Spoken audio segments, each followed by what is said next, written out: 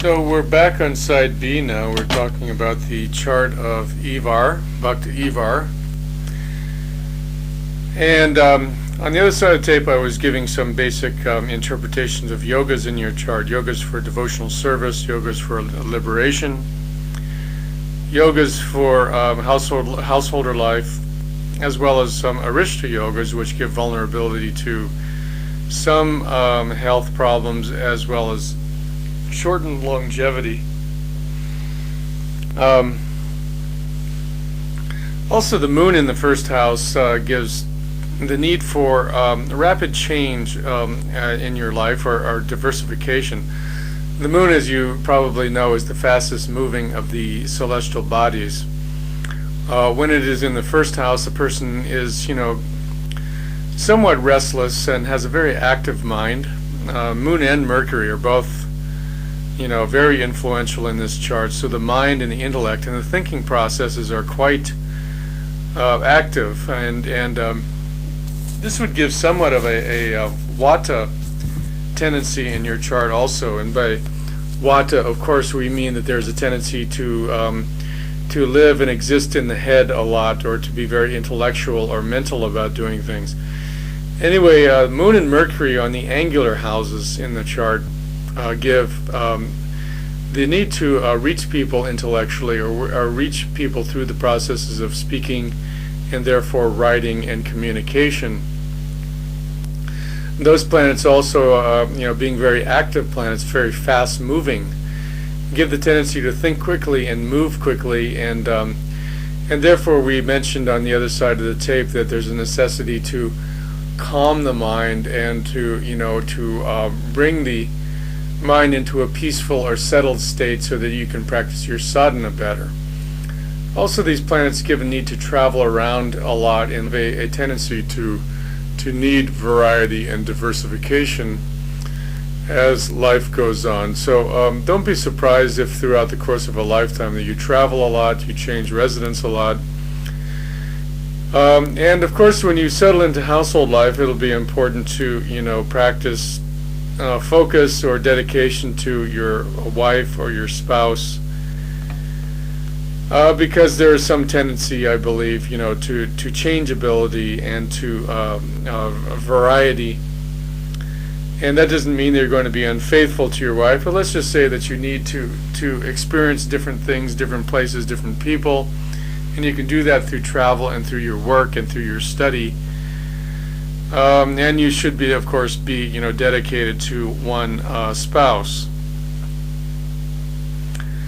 Now, there's a strong relationship between the seventh lord, which is Saturn in your chart, and Mercury, which again, I mentioned on the other side of the tape, gives talents at administration and managerial work.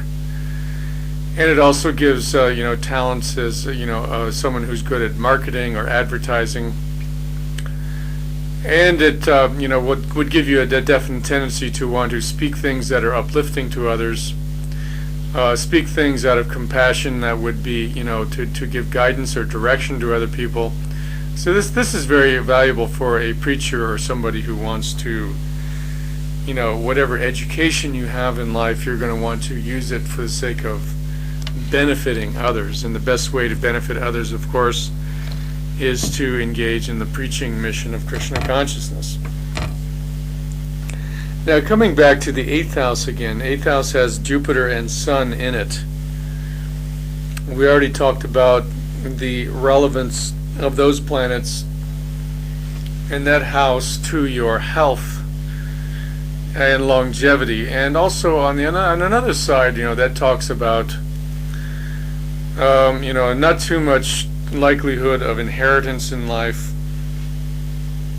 especially inheritance through family money may not be forthcoming, although it's possible that you may inherit some property in this lifetime. But so far as liquid assets or money, the combustion of Jupiter may diminish that possibility somewhat. So if you're going to inherit something from the family, it would be more along the lines of fixed assets or property. And fixed assets and property are an area which you can benefit from also, not only through inheritance but also by investment. And that is due to the fact that the fourth house, which is property and investments, is ruled by exalted Mars. Mars being in the constellation of Shravana.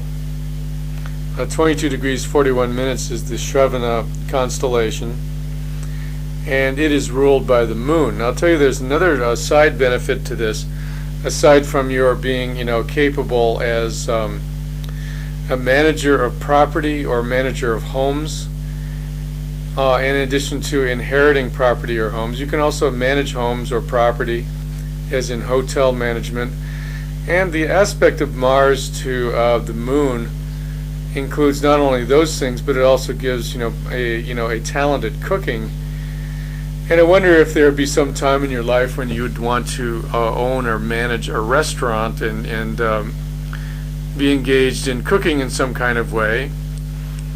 So we're talking about hotel management or property management, as well as feeding people or cooking, as in restaurant or food distribution, prasadam distribution. I think would also be areas that would be very gratifying for you to work in those kinds of capacities. So what I'm pointing out for you here basically are the various talents or capabilities that you have. You have technical talents, you also have writing and communicative talents, and therefore humanitarian, social and humanities talents. And then there's this other trait karmically where the moon and the fourth house are strong, which give property management and investments, as well as engaging in cooking or restaurant. Those seem to be also possible. In any case, doing business or trade and commerce are likely in strong directions due to the strong Mercury being placed in the seventh house of your chart. Now Jupiter and Sun being in the eighth house give considerable leanings toward the occult and metaphysical sciences. In addition to studying of the Shastras, the eighth house has more to do with the Jyotish Shastras, that is, studying of astrology, study of palmistry or numerology. You could benefit from those studies significantly. Eighth house may also give some kinds of talents in some kinds of financial areas as well, such as in financial counseling, taxes, insurance, investments, etc. But I think that above and beyond those things, the main talent shown by the eighth house in your chart is the ability to learn the occult sciences. So I would advise to continue your study of astrology. There may be some leanings also to study Ayurveda or healing sciences or healing arts may be interesting for you also. So all those healing and occult or metaphysical sciences I would encourage the study of, because not only could you benefit from them individually, but you could also benefit others through your knowledge and your learning.